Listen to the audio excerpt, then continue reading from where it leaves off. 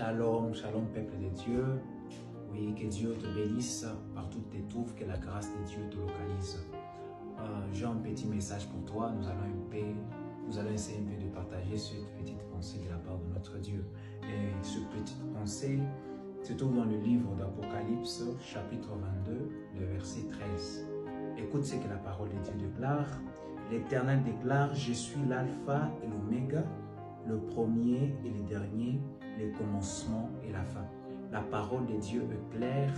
L'Éternel dit ceci: je suis l'alpha et l'oméga, le premier et le dernier, le commencement et la fin. Vous savez, nous tous, nous avons toujours eu cette habitude-là de dire: mon Dieu, c'est l'alpha et l'oméga de ma vie. Mais la plupart des personnes ne comprennent pas réellement ce que ça signifie.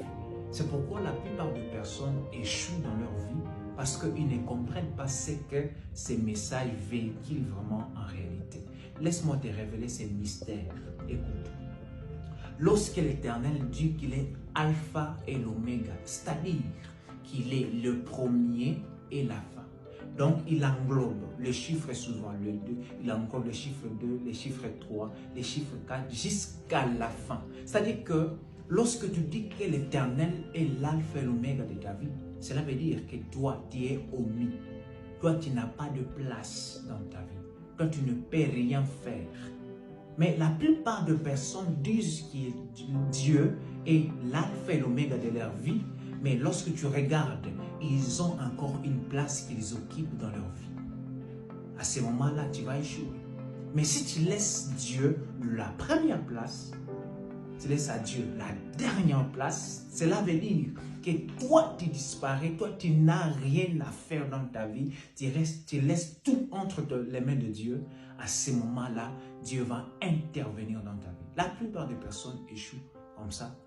C'est parce qu'ils ont encore une place dans laquelle ils occupent, dans laquelle ils ne veulent pas laisser Dieu l'entièreté.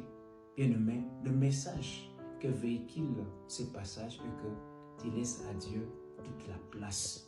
Toute la place, je dis bien toute la place. Dans tout ce que tu veux faire, dans tes affaires, dans tes activités, dans ta vie, dans ton ministère, laisse à Dieu toute la place. Parce que si tu ne laisses pas à Dieu toute la place, il y aura toujours des faillites dans ta vie. Dans certaines dimensions, tu auras toujours des échecs parce que tu n'as pas laissé à Dieu toute la place. Merci beaucoup et que Dieu te bénisse.